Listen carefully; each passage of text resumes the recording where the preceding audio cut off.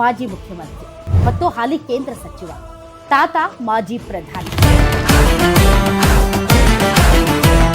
ತಮ್ಮ ವ್ಯಕ್ತಿತ್ವ ವಿಕಸನದೊಂದಿಗೆ ಇಡೀ ಜೆಡಿಎಸ್ ಪಾರ್ಟಿಯನ್ನ ಸಂಘಟಿಸೋದಕ್ಕೆ ಊರು ಊರು ಗಲ್ಲಿ ಗಲ್ಲಿ ತಿರುಗಿ ಕ್ಯಾಡರ್ ಅನ್ನ ಬಿಲ್ಡ್ ಮಾಡಿದ್ದಾರೆ. ನಾವಿವತ್ತು ಮಾತಾಡ್ತಾ ಇರೋದು ನಿಖಿಲ್ ಕುಮಾರಸ್ವಾಮಿ ಅವರು. ನಿಖಿಲ್ ಕುಮಾರಸ್ವಾಮಿ ಅವರ ಪಟ್ಟಾಭಿಷೇಕ ಇನ್ನೂ ಆಗಿಲ್ಲ. ಒಬ್ಬ ಜನತಾದಳ ಪಕ್ಷದ ಒಬ್ಬ ಯುವ ಕಾರ್ಯಕರ್ತ ಅನ್ನೋ ಒಂದು ಟ್ಯಾಗೇ ಸಾಕು. ಡೈರೆಕ್ಟ್ ಕ್ವಶನ್, ನೀವು ರಾಜ್ಯಾಧ್ಯಕ್ಷ ಆಗ್ತೀರಾ ಆಗಲ್ಲ? ಕ್ವಶನ್ ನನಗೆ ಯಾವತ್ತೂ ಕೂಡ ನನ್ನ ಮನಸ್ಸಿಗೆ ನಾನು ಈ ಪಟ್ಟದಲ್ಲಿ ಹೋಗಿ ಕುತ್ಕೋಬೇಕು ಅಂತಕ್ಕಂಥ ಆಸೆ ಪಟ್ಟಂಥವನಲ್ಲ. ಈ ಸತತ ಸೋಲುಗಳು ನಿಖಿಲ್ ಕುಮಾರಸ್ವಾಮಿ ಅವರನ್ನ ಯಾವ ರೀತಿ ಪಕ್ವ ಮಾಡಿ, ಯಾರಿಗೆ ಅಧಿಕಾರ ಕೊಡಬೇಕು ಅಥವಾ ಯಾರಿಗೆ ತಿರಸ್ಕಾರ ಮಾಡಬೇಕು ಅಂತಕ್ಕಂಥ ನಿರ್ಧಾರ ತಗೊಳ್ತಕ್ಕಂಥ ಶಕ್ತಿ ಇರ್ತಕ್ಕಂಥ ಜನರಿಗೆ ಮಾತ್ರ. ವಿಮುಖರಾಗ್ತಾ ಇದ್ದಾರೆ, ಅವ್ರಿಗೆ ಆಪ್ಷನ್ ಇಲ್ಲ. ಥರ್ಡ್ ಪಾರ್ಟಿ ಕಾಣ್ತಾ ಇಲ್ಲ, because you are aligned with BJP.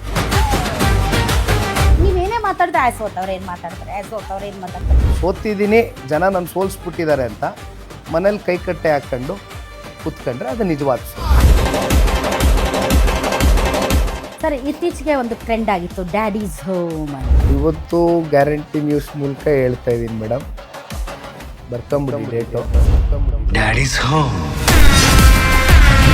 ದಳಪತಿ Nikhil ನಾಳೆ ಸಂಜೆ 6 ಗಂಟೆಗೆ.